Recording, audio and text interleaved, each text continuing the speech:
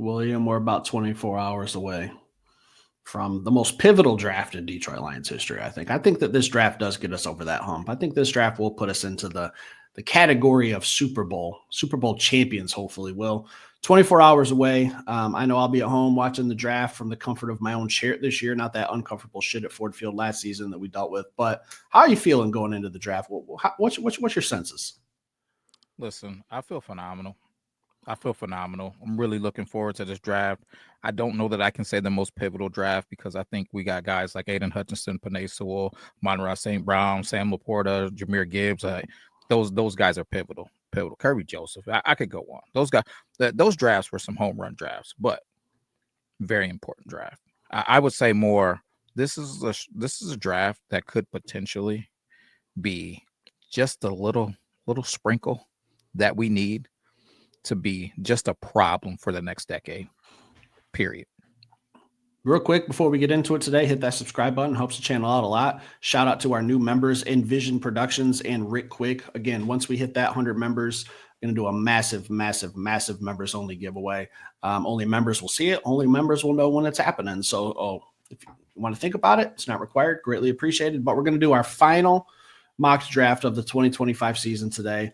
Next year, we plan on doing a mock draft where we're picking at pick 32. So this is our last mock draft picking where we're picking.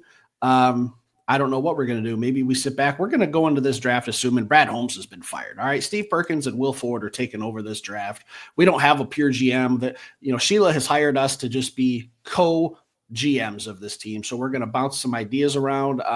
Maybe we stick at 28. Maybe we move back. I don't know. We'll see what happens when we get in, but let's get to it. Will, let me get this all set up here. 7 rounds. We're going to go fast. We're acting as the Detroit Lions. Get rid of this advertisement. We don't advertise for free on this channel. Are you nuts?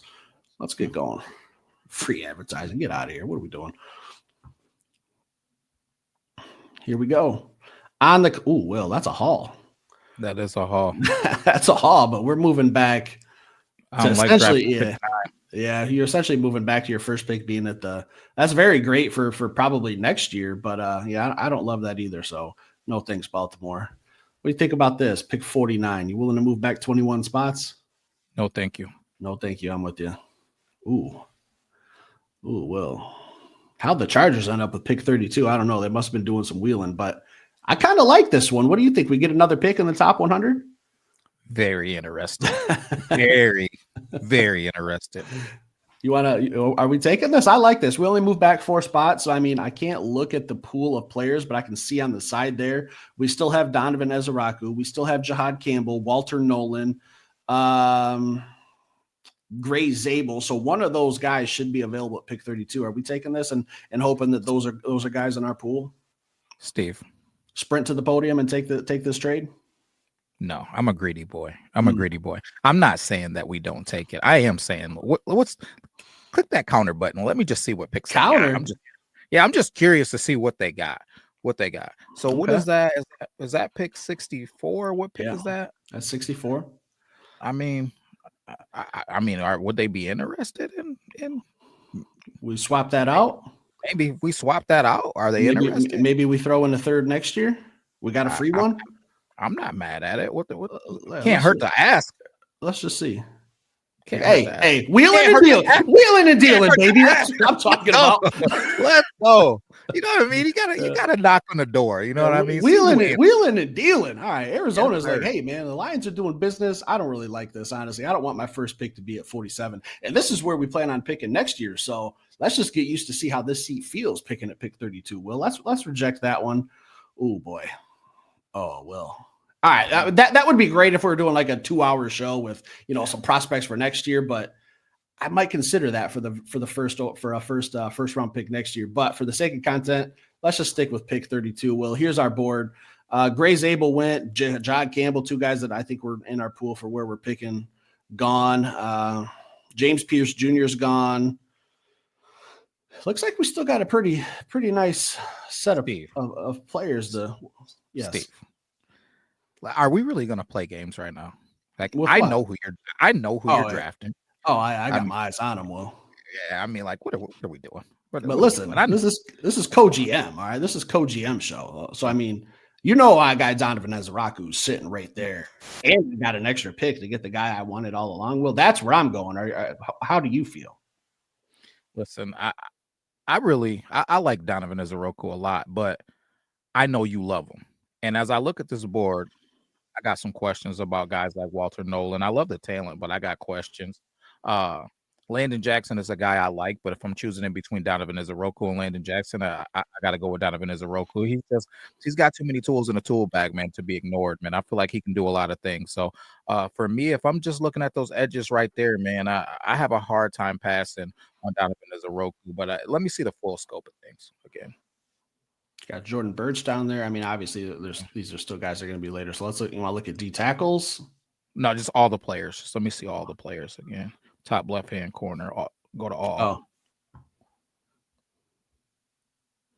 yeah.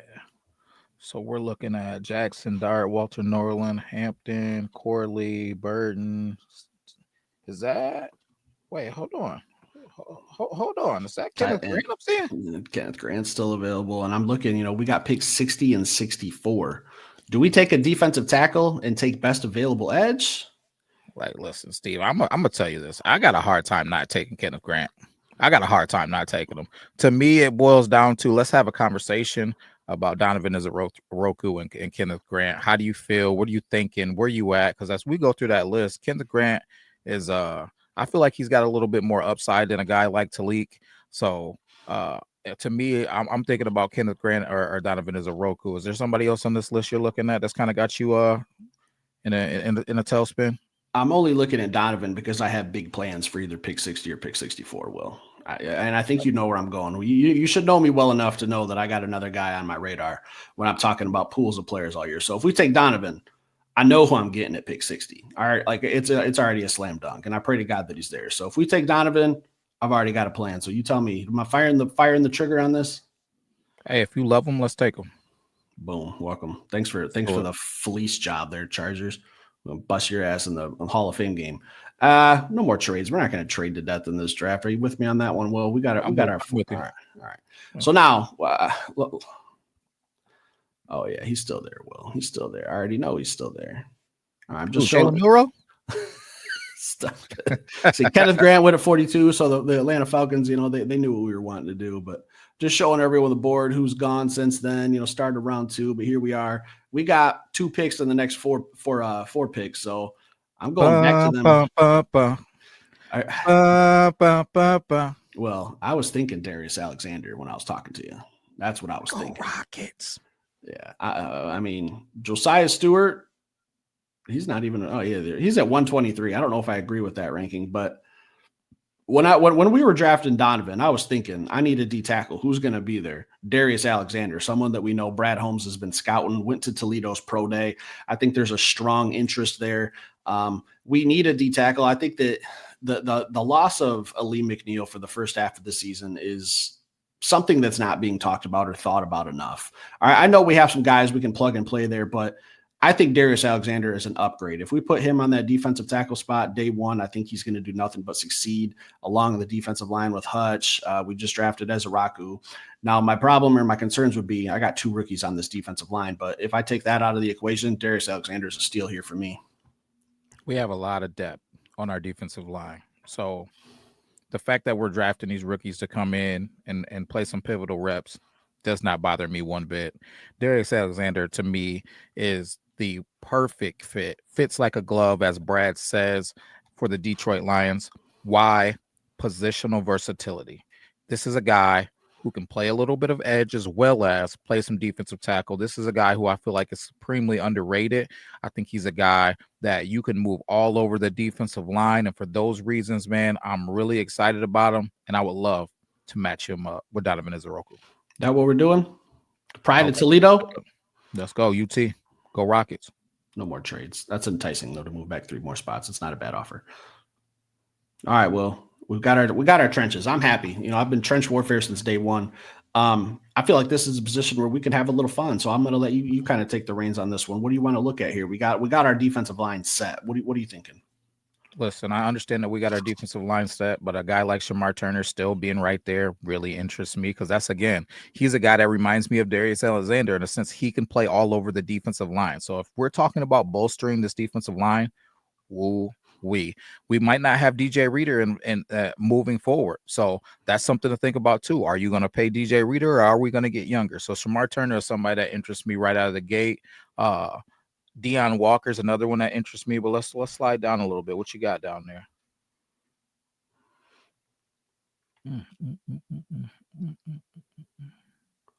Cupboards are getting bare, Will. Cupboards getting a little bare down there. If you want to look at some offense, I mean, we got Shamar Turner in our back pocket if we want it. Let's just see if we, hey, look at Jalen. I don't think that's very accurate. Jalen Milroe. Someone's gonna be taking Milroe in the first 35 picks. I can bet money on that.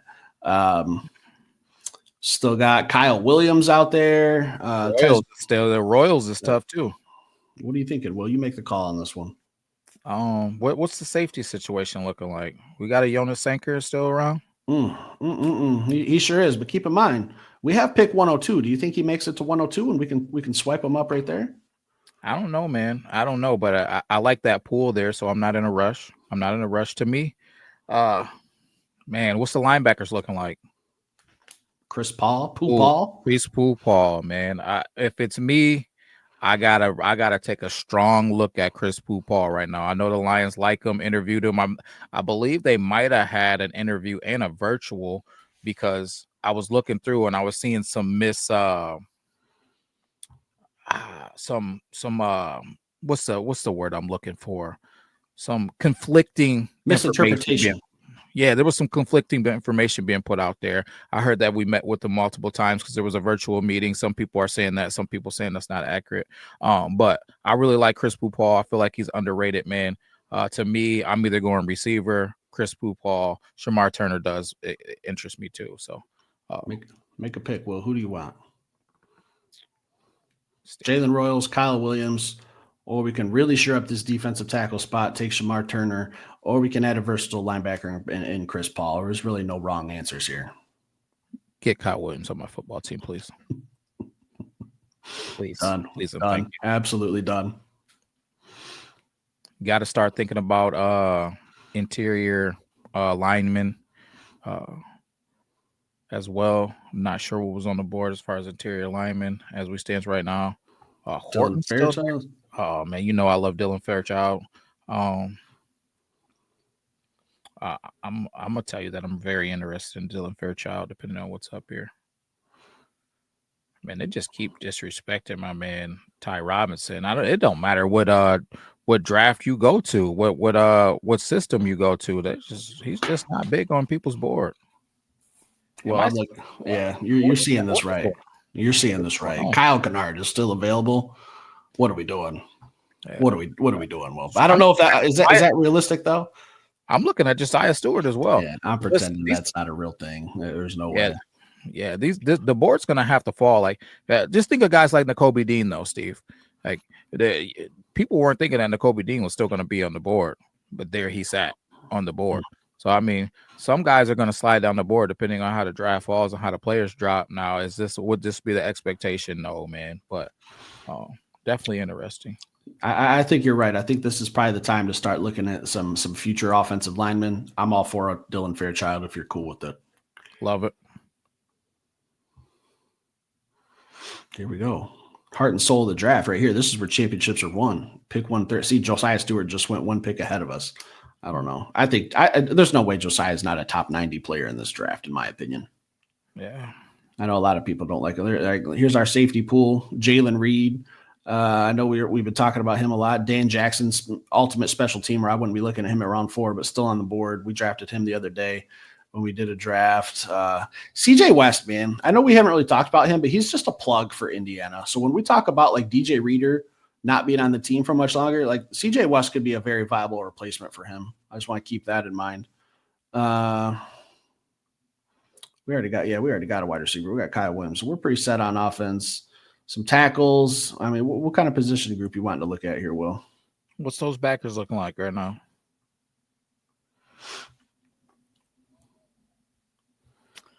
I don't love it.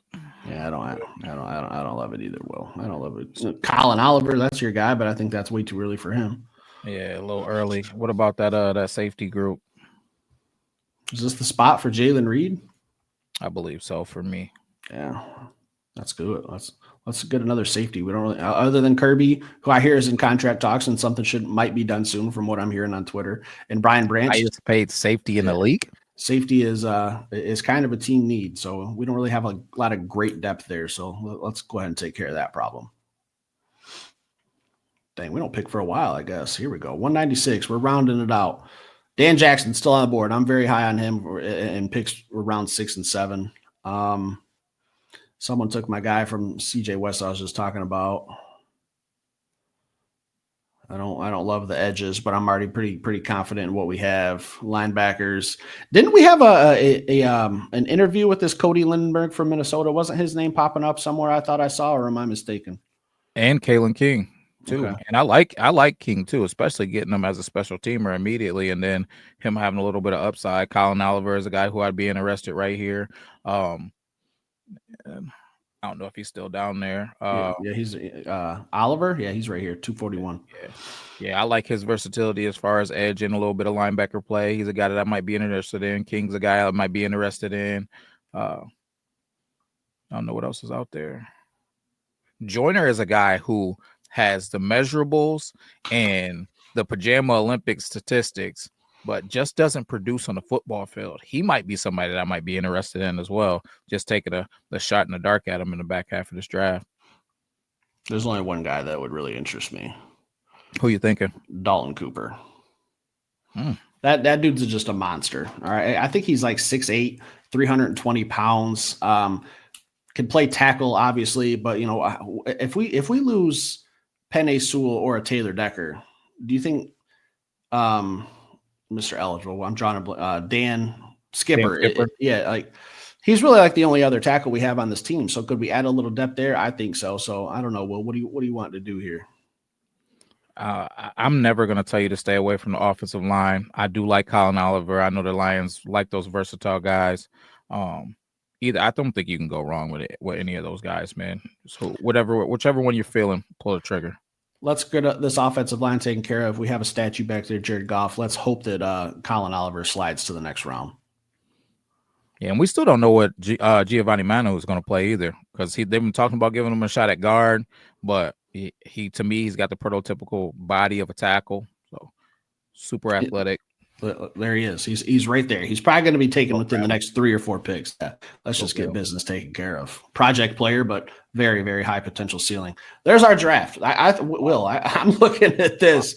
Starting defensive end, starting defensive tackle, starting wide receiver, backup offensive lineman, backup safety Jalen Reed, who could play special teams, a tackle who could play left or right if something doesn't happens with Dan Skipper, and a project player as your very last pick who has a very, very, very high ceiling. I think this draft is better than what we did the other night. Brad, we're in the middle of something right now. Let me call you back. Hey, Brad's been fired. We've already taken over. He's trying to crawl back to the Detroit Lions. He's trying to get his job back, but Sheila's probably just going to say, hey, these guys are just going to be full-time GMs. How do you think this is better than our draft from the other night? You know what? I do. We addressed that defensive tackle position, which we failed to do. And not only did we address it, I think we got a guy who could have a great career in the NFL and be a starter season 1 in Darius Alexander. I think that he's I know that you keep saying that underrated isn't the right word to use, but only reason why I use underrated is because I continue to see him slip into the second round, where I think that he could potentially have first round talent, man. In a different draft, I think he probably does get selected in the first round, but this is a deep draft at the defensive line position. Obviously, Donovan Izoroku, I think that he is he may not be a boom guy if you're talking about boom bust guys, but his floor is very high. His floor is very high. I think you know what you're going to get out of him. And if you get more, then so be it. Kyle Williams, that's another one. To me, he could easily be a guy that you take in the top half of the second round, but I could see him sliding because of the depth of this draft and the defensive line positions. Dylan Fairchild is a guy who got banged up. I think could be same thing. If he was healthy, that's a guy. Well, I gotta stop you, and I'm saying this for good reason. The Detroit Lions just signed Kirby Joseph to a 4-year contract extension for $86 million. So we talked about it at the beginning of the show. I'm getting texts. My phone's blowing up. It's done. We might have to jump on and do something about that. I'm sorry to interrupt.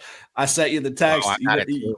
The Lions and all pro safety Kirby Joseph have agreed to a 4-year, $86 million extension, making him the highest paid safety in NFL history per multiple reports.